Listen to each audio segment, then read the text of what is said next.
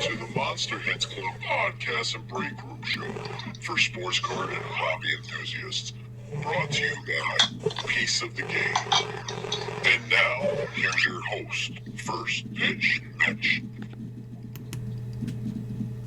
Happy Friday, everyone, and welcome to episode 4 of Monster Hits Club podcast / break room. I'm joined by my co-host,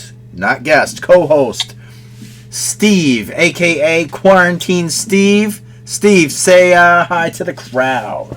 What's up, Mitch? After a long week of work, I'm ready to talk some cards, my man.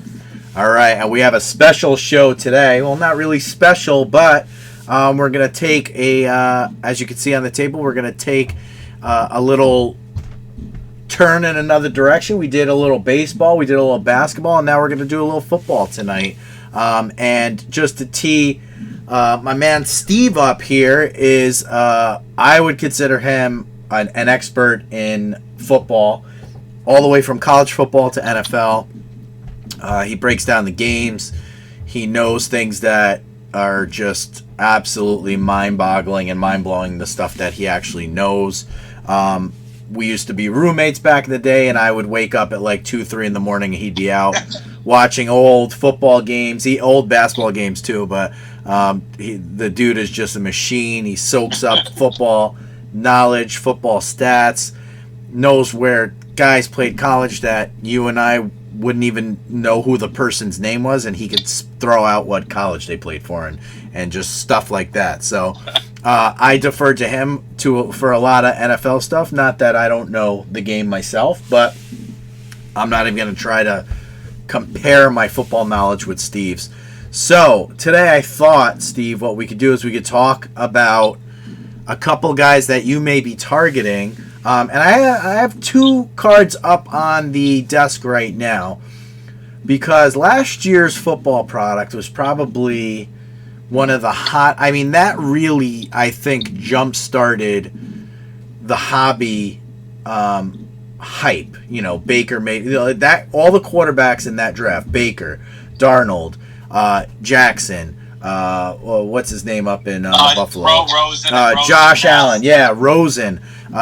It was really like it really kick-started the hobby in 2018, I think. That and then, you know, when Flawless and NT came out, is right around when baseball season's starting, and then you're seeing guys like Acuna and Soto at the major league level in 2018 really start to 2019, last year, they were really starting to turn it up. And it was just one of those situations where I think the hobby just kept picking up steam, and then we got into basketball, and it was just like it just kept going and going and going. I couldn't agree with that more. Between the baseball breaks with Acuna and Soto, into the football with the QBs and Saquon, into the Lucas and the Aytons and the Bagleys and the Treys, it was like every break it seemed like you couldn't miss. $1,000, $2,000, $3,000 cards were coming out. It was an unbelievable year to collect. You couldn't miss. Now, you and I had many discussions heading into the 2018 draft for football. Yes, we did. I liked Rosen, and I obviously, this is why I defer to you on football stuff. Neither of us really liked Baker Mayfield, and we were kind of surprised that the Browns did take him at number 1. We were shocked that Darnold wasn't the number 1 pick. And we were very happy that he dropped to the Jets, being Jets fans. Josh Allen, I don't think we had much of we didn't have much of a discussion about him. Lamar Jackson, you know how I feel about the slashing quarterbacks, the runners/throwers. I love the style of play. I just don't think that they're built to last in the NFL. I think you get 1, 2, 3 really excellent seasons out of most of them, and then they tend to get hurt and then turn into, an average quarterback or backup somewhere like RG3, even Vic. Two big factors about Lamar Jackson that would scare the absolute crap out of me if I was investing big money in him. Number one, that guy is one injury away. Your normal quarterback, if they have a knee injury or anything lower body, might affect them a little bit of their mobility, but if you take away Lamar Jackson's legs, he's essentially out of the NFL or a backup. I mean, you've seen it time and time again. The perfect example is Robert Griffin. I mean, Yeah.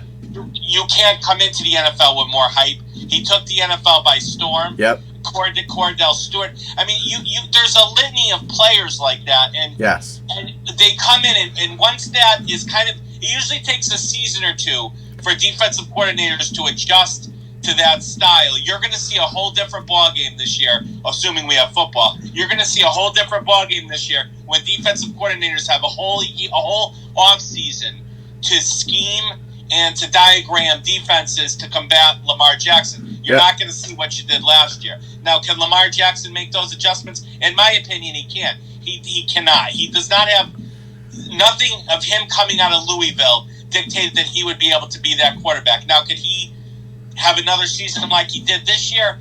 I don't buy it. I think that's a one-year wonder. I would not put any of my investing money in. Unfortunately, Mitch gave you some poor advice on Lamar Jackson. You had pulled some beautiful Lamars in those 2018 breaks, and I advised you to sell him because long-term, I don't think he's the proper investment. To me, he'd be a pull and flip guy. We just probably pulled and flipped at the wrong time. Now, the time the flip was probably at the end of this year. We flipped at the end of last year. Yeah, but at the same time, I agree, and you gave me the advice, and it's I ultimately made the decision, and Sure. I was on the same page as you. Nobody expected him to have an MVP type season coming off the bench last year. He showed some signs, but nobody expected. I expected him, and this is terrible to say, but I would have expected him to get hurt before he had an MVP season, if that makes any sense at all. It makes total sense. I didn't expect MVP season. I was more expecting a guy like this has a better chance of getting injured than having an MVP type season, if that makes sense. And just to elaborate a little bit on what I'm saying with the mobile quarterback, I'm not completely against the mobile quarterback, especially in today's NFL. Right. You need a guy that can move around in the pocket, Yes. which is why I fell in love so much with Darnold. The quarterbacks that seem to have long-lasting value are the quarterbacks that can move in the pocket, avoid the rush, get a first down when needed. Your Darnolds, your Lucks, your Mahomes, your Watsons, but their talent isn't completely based around making a play with their legs. If you completely turned Lamar Jackson into a pocket passer, he's a backup quarterback or he's in the XFL. That's the truth. And now quarterbacks can find, if defensive coordinators can find a way to keep him in the pocket, he's out of the league. That's why I wouldn't want anything to do with him long term. And he's going to make your spectacular play. He's going to make your Sports Center play. You're going to watch him maybe one game, and he's going to blow your socks off. But long term, that's not sustainable for two reasons: injury, and once that guy turns into his late 30s or early 30s, when that elite athleticism is gone, he's out of the league. let me ask you this. Yes. Why wouldn't, and maybe you don't know the answer to this, but just thinking about this, the thing that gets quarterbacks like Lamar Jackson, Kyler Murray, Vic back in the day, Randall Cunningham, all these running quarterbacks out of the pocket is the fact that you're rushing upfield trying to sack them. Why wouldn't defenders drop the defensive line into more of a zone, meaning I'm not rushing up, and now I'm forcing him to now make a play with his arm. And now if I have coverage downfield, you don't want to give them all day. I know they can't hold the defenders. I think I know the secondary can't hold coverage. The problem with a quarterback like this, at least in old school type of NFL thinking, you had bigger linebackers, you had bigger defensive ends. Yes. So even if you went into a spy type position, you still wouldn't have the athleticism if he escaped the pocket to be able to tackle him. You just wouldn't have guys on the field fast enough. Now you have guys like Derwin James, Jamal Adams. You have these hybrid type of players that if you have that come down into the box, these players are athletic enough to stop these kind of quarterbacks. So I think it's a defensive mindset that has to change from these uphill 280-pound defensive linemen that's whole mentality is to get to the quarterback. He eludes, he rushes for 15 yards on 3rd and 12. And if you're rooting for or betting for or have any allegiance to the defensive team, you want to screen. So I think it's just a defensive mindset that has to change to keep that guy or have an athletic person enough to spy that quarterback. Because a lot of times you'll see someone spy the quarterback and they're just not athletic enough to get to him. So you have to have someone athletic enough to get to him. And granted, that's not a lot of players, but you start to seeing guys come into the league that are athletic to keep that guy inside the pocket. And once that happens, the guy is useless. You saw this a lot in the Charger game in the playoffs 2 years ago. They kept him in the pocket and he was a mess. You saw it a little bit in the Titan game. They kept it in the Titan playoff game this year. You kept him in the pocket and he was a mess. Yeah. A little bit, when you have time to game plan from a guy like that with a playoff game, you don't have any games after that, you see the true colors of Lamar Jackson. Now, people would say that that's the same thing with Patrick Mahomes. Completely 100,000 times different. And I think you agree with that. Yeah, I was just going to get to that. We're going to do a little Mahomes hunting later. I got some packs here. We're not going to go through all the packs. We'll just open a couple and just see if we can pull a Mahomes. But I was going to say, what's the major difference that you see between Mahomes? Because there was a big scare this season as he's tearing up the freaking league, and then he dislocates his knee. And same thing with Wentz the year before, and I don't think Wentz has been the same since that injury. And I think that's what happens with quarterbacks. The only quarterback, and this is just going off memory, there may have been others, but the only quarterback I've ever seen that has come back from that, torn up ACL, MCL, whatever, with the knee, and come back and still play at the same level, if not higher, was Tom Brady after he blew out his knee. And then he came back the next year and he kept playing at that high level. Even Carson Palmer, he looked like one of the next great quarterbacks, and then blew out his knee. And then I think that just gets in your head that you get the quarterback gets nervous in the pocket when people are falling around their legs. And that's a great point. That's a great point, Mitch. I think it all comes down to its pocket awareness. And it's mobility within the pocket. And Brady never lost the ability to keep his head downfield, even with rushers around him. And to use, I don't know another word to use besides this, that takes a lot of balls to be able to get yourself that injured and still be able to stay composed in the pocket. Carson Palmer developed a little bit of happy feet after that injury. 100. He wasn't the same after. He was not. I'm telling you, Wentz has not been the same. A different situation, but he hasn't been the same since he hurt his knee. I think you lose confidence. When you're a player that doesn't get hurt or has never been injured in your career, you have a lot of confidence. And then the minute you get hurt, you start to question and lose that confidence. And that's what made Brady great, is that he didn't lose that confidence. Dan Marino had those damn, big knee braces on. Dan Marino was a borderline handicapped by the time. Right, but what I'm saying is he didn't let any of those type of injuries affect him. And maybe it's because it's a type of player where they know, I'm not relying on my legs, but still, that's got to be in the back of your mind when people are falling at your feet and stuff like that, that's got to be in the back of your head that if somebody falls on my knee, it's going to be like a long rehab process and pain, and nobody wants to get hurt, let's face it, And it makes it even more amazing, the guys like Marino and Elway and Montana and Aikman, that generation of quarterbacks, that when there was essentially no rules and you could basically headhunt the quarterback. It's unbelievable that those guys were able to do what they're doing. That's why it's tough to compare generations, because they played a completely different game. Yeah, it's you the same could thing. also you could mug receivers back then, and now, as we've watched a million times, a receiver gets breathed on now, and it's a pass interference. That fantasy mentality that's coming to. Well, I think a lot of that had to do with, the same reason why Major League Baseball kind of turned their cheek with the steroid era, because people love offense. They want to see home runs. People want to see the deep ball, the passes, the offense. They don't want a 6-3 defensive game. You know what I'm saying? Like, absolutely. They want to see 56-42 absolute shootout. Fran Tarkenton old school, just back there. And like Tarkenton, Staubach, just slinging the ball all over the freaking field. But the funniest thing is sometimes that's you give me a good 21-17 battle. it's a million times better than a 56-52 game. Yeah. I agree. But I mean, if you're a football direction. traditionalist and somebody that grew up playing the game in the trenches, and I'm rightly, I don't know how it is, in youth football now. I don't know how it is in high school football and what they taught, but we were hard nosed in the '90s. You know what I mean? Like, yeah, I mean, we waxed, just to change sports for a second.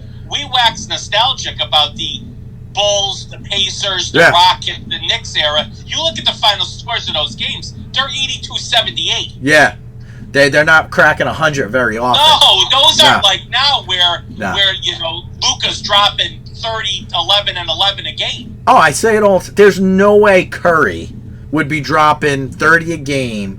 He's Reggie Miller in the NBA back then. Maybe a little bit, better, but he's ultimately a Reggie Miller. You're gonna go down the lane and you're gonna get that mouthpiece shoved up your ass by these guys, and like you're also point blank. running around screens, getting hit every time you run around the screen.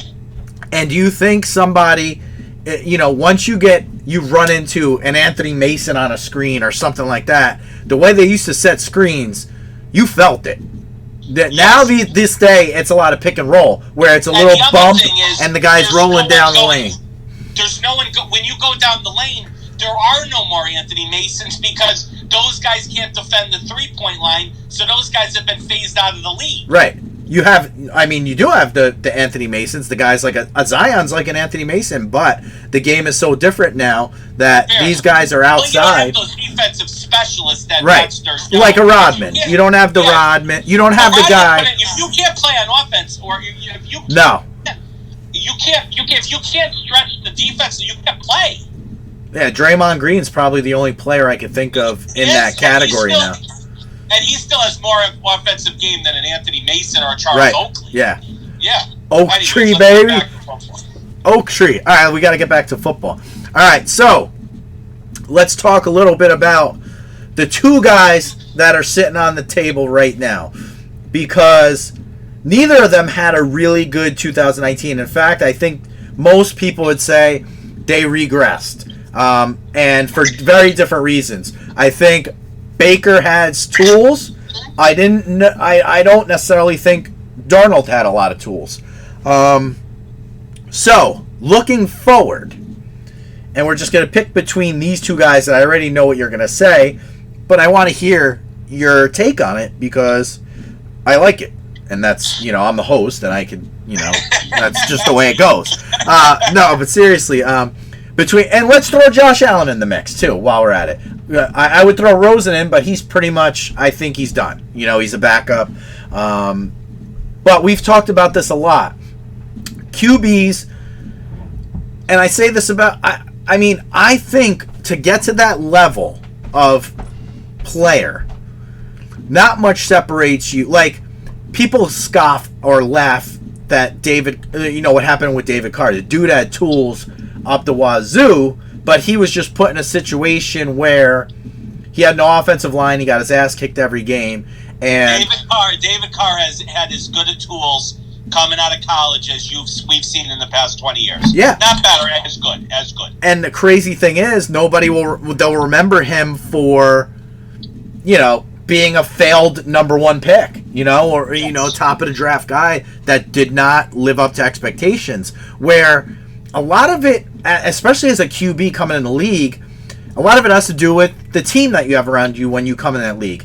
Like Roethlisberger, 2004, which is exactly what back in the day got you and me back into the hobby. If you recall, in the first couple of years of Roethlisberger's career, he was not great. No, he's an average quarterback, but he was put in a situation where he's set to manage the game. Right, and that's fine. But what I'm saying is a lot of success has to do with the situation you're put in and how they develop you. So what if Russell Wilson had gone to the whoever was the Bengals at that point? He would. Who knows? He would be out of the league, maybe. Who knows? He'd be playing baseball probably for the Yankees right now if he was, if he went to the Bengals. He's not Russell Wilson. But that's the whole thing. It's like a lot of these quarterbacks, they're very. I think there not much separates a lot of them. Let's put it that way. If you're a first round talent, not much separates you, from being a number 1 to a number 3 to a number 7 pick. A lot of times, it's based on what the teams are drafting, what they need at that spot. Look at 18, Mitch. And Mitch, at 18, we were literally sitting here watching the draft, and basically up until the day before, you did not know if the Browns were going to take Baker, Allen, or Darnold 1. We saw 1,000 mock drafts in every direction. Yeah. And Rosen, for that matter. Yeah. And I wanted the Jets, you know what? I thought the Giants were going to take Rosen because I felt like that would have been a good transition from Eli. I thought that they had very similar personalities. I liked Rosen's arm. I remember I've liked Rosen since Gruden showed him back in a few years ago, like before he even went to UCLA. You know that show Gruden does where he takes the prospects? And I saw him there for the first time. That's where I first saw Rosen. I said, this kid's going to be freaking good. I mean, he had an arm. He had poise. He had, he's got an electric arm. He had accuracy. I mean, everything. But just like baseball, a lot of QBs, it's mental. So that's what I'm saying. Like, when you go to the right spot, your confidence is slowly building. And you're getting better and better because your confidence is also getting better and better. Now, somebody with better tools could be in a worse situation, and now their confidence is getting worse and worse because they're getting their asses kicked every week, like David Carr. And now as your confidence is going down, your level of play is dropping with it, right along with it.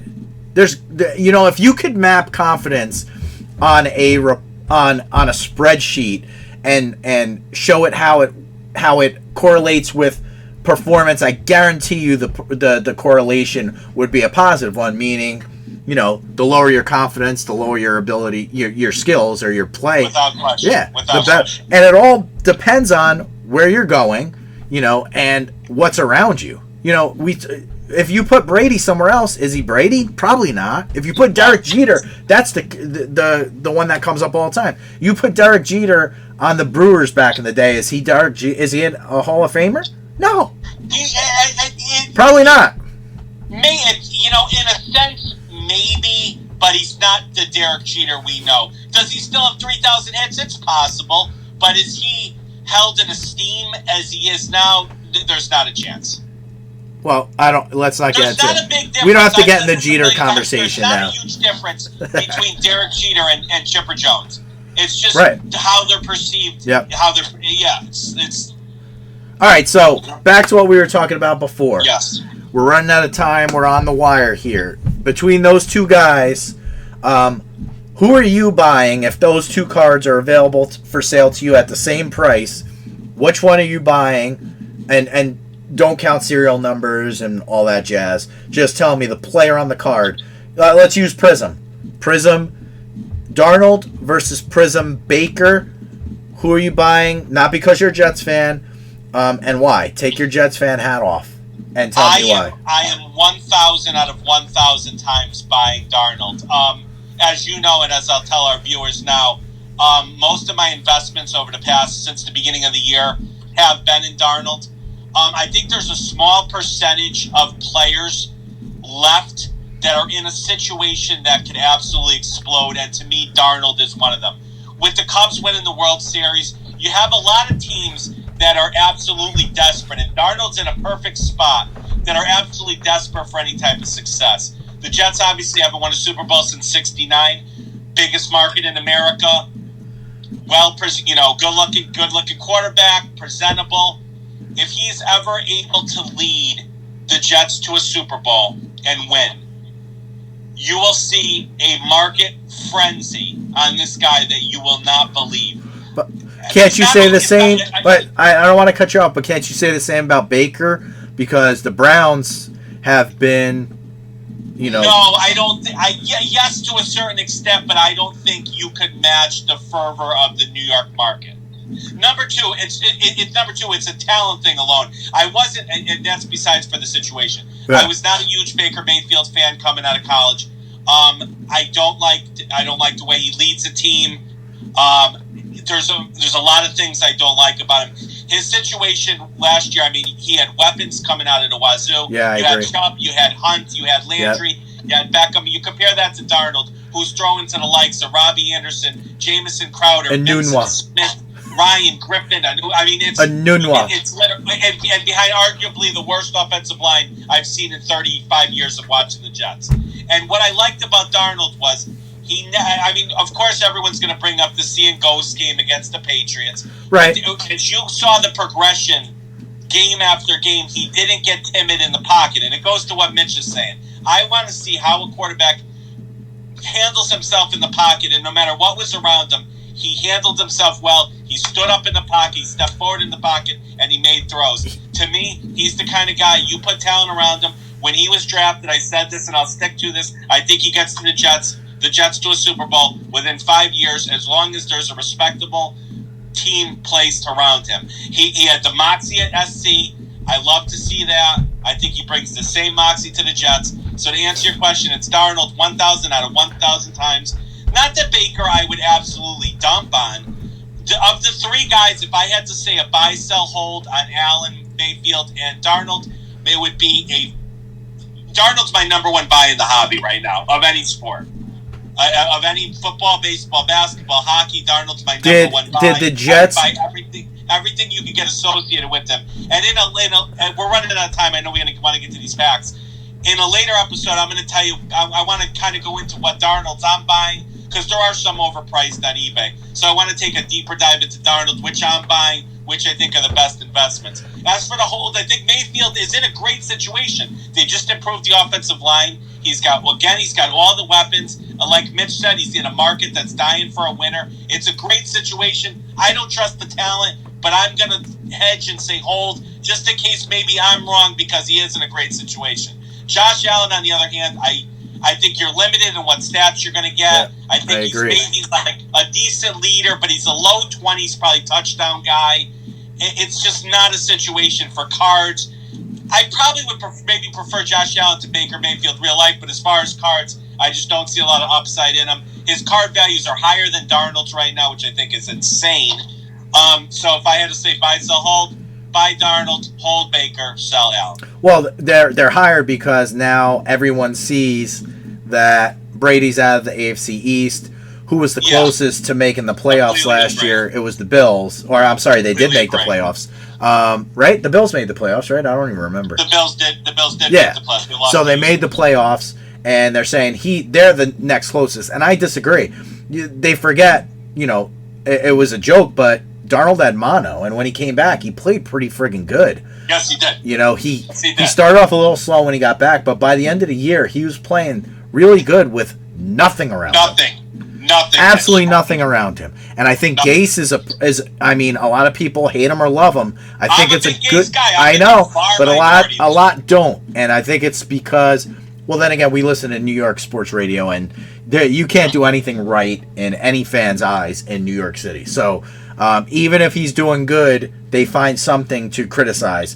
But I thought last season he held it together well, especially after you lose Darnold. And to be honest with you, I'm kind of glad that Darnold missed most of the year, because I would have been more afraid that he would have got hurt playing behind that offensive line, and we would have lost him for a lot longer. And now, stayed in one piece is a miracle behind that offensive line. And now I think that they drafted Becton.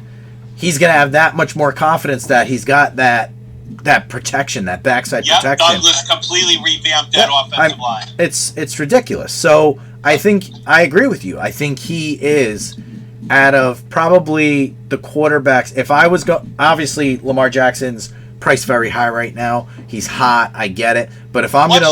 Mitch, out of curiosity, what's your buy, sell, hold on those three? The same exact that you had. Okay.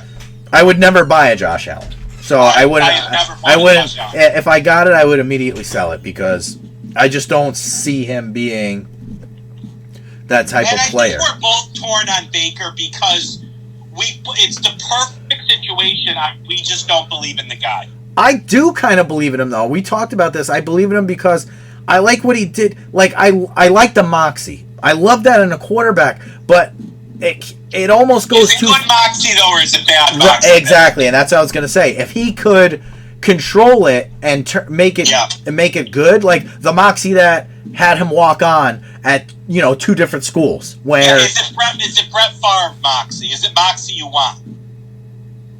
it's borderline the same as Brett Favre. But the problem is, Brett Favre didn't really have his moxie until, like, he didn't start in Atlanta right away. Like, he worked his way up, and then I think the moxie took him to, like, it was a different moxie. It was that Baker needs that hungry. I think him being the number one, immediate success. That's right. Another problem. I think him being the number one pick was a bad thing for him. If they would have took, I would love Baker Mayfield if he was drafted in a Russell Wilson spot and had to prove himself. Yes, I think that would have unleashed the Baker Mayfield that said, "I'm walking on, and I'm gonna take your job, and then your girl, and then win the freaking Heisman."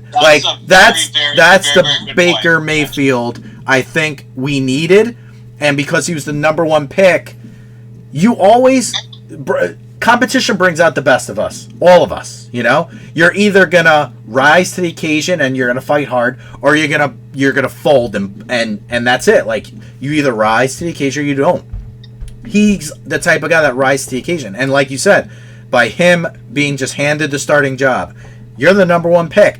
I mean, I think even if he was the number 5 pick, he would have had something to prove. You know, just being the number one pick, it becomes almost a situation like, where do I go from here? Like, I was the number one pick. Not everyone has that mentality to say, now I want to go win a freaking Super Bowl. Now I want to be better than Tom Brady. Like, I don't know if he has that in him, because sometimes that number one pick, you know, I don't know. I just think that he would have been better suited to be drafted a little bit lower. It would have put a chip on his shoulder, and he would have came out with that same fire that led him to win Heisman's. I agree, and I think that's where he was meant to go. Yeah. I agree too, but I think the Browns said, "Hey, he's got talent. He's got, personality." Think he has the talent of a number one. He doesn't have the talent of a dart. He doesn't have that talent. You know what I mean? His biggest thing is his guts, his fire. He doesn't have number one player tools. Here, let me ask you this real quick. Okay, yes. Here. We're going to extend this a little longer because I like this discussion. We're going to go probably 40 to 45 minutes, if that's okay. Absolutely. But I'd like to, Baker Mayfield or Kyler Murray?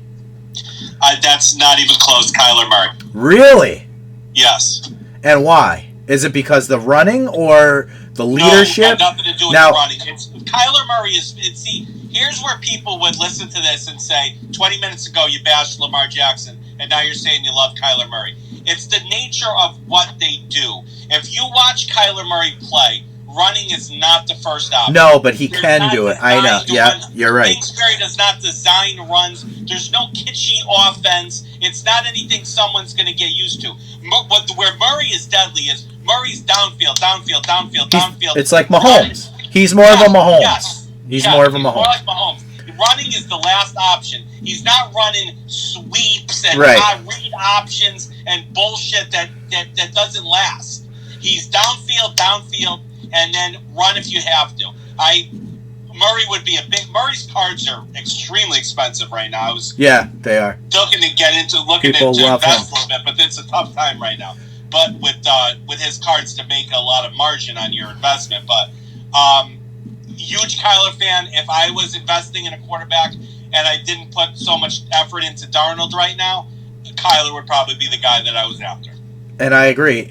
Like, Lamar uses his legs to open up the pass, where the other way around with the other guys. And it's much more sustainable. And then open it up with their legs, and then they're sliding and not relying on that. I like it.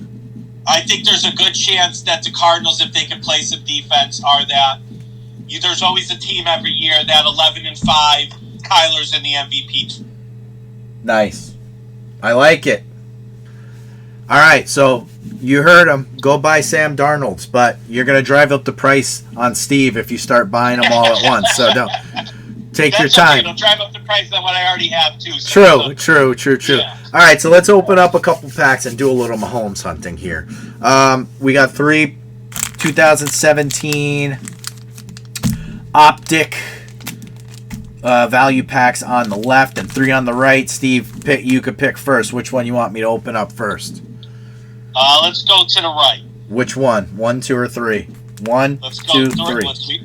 We always go 3. That's right. That's right. All right, here comes number 3.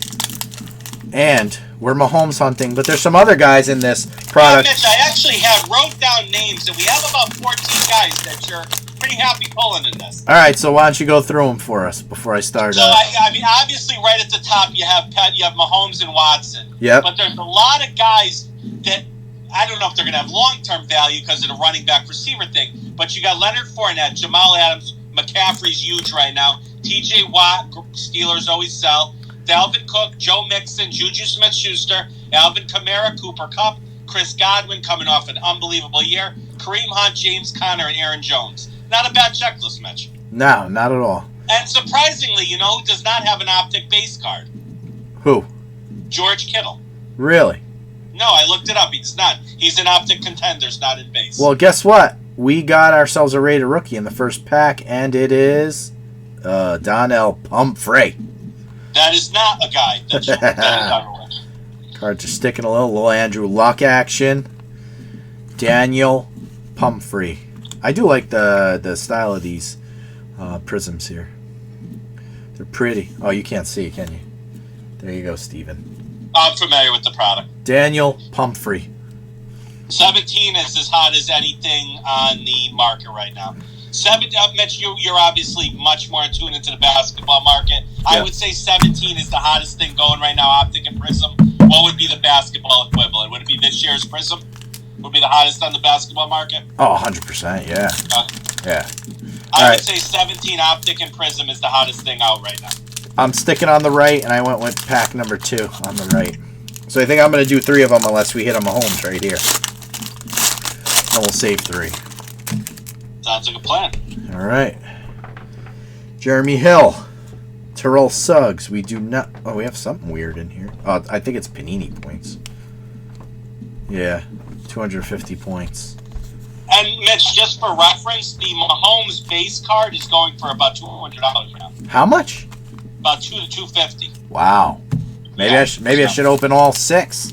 Yeah, they are hot. All right, last pack. Last pack mojo.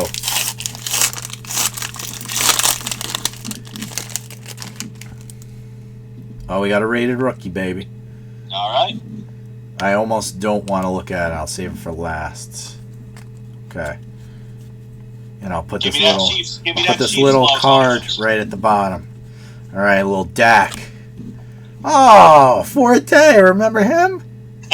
Unfortunately. Little Kelsey. Wrong Chief. Yes. Oh, these cards are sticking a little.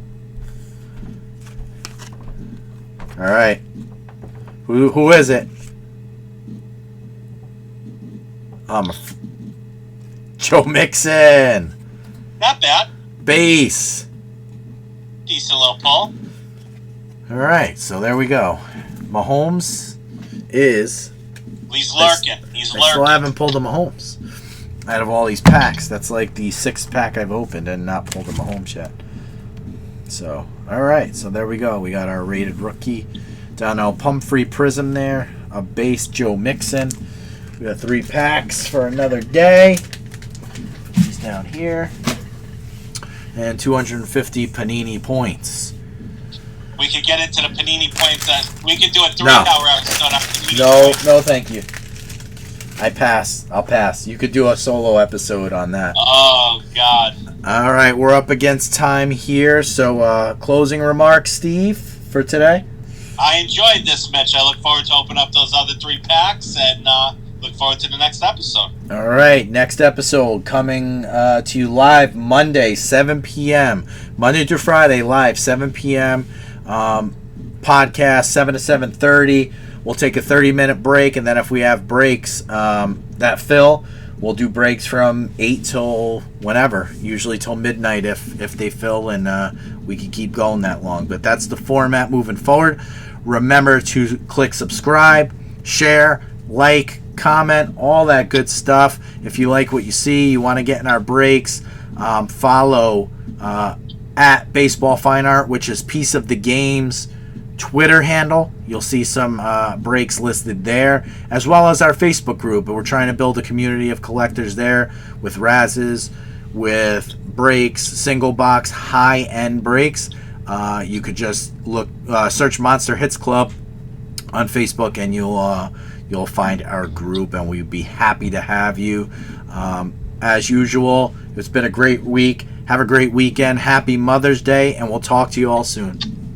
Thanks, everybody.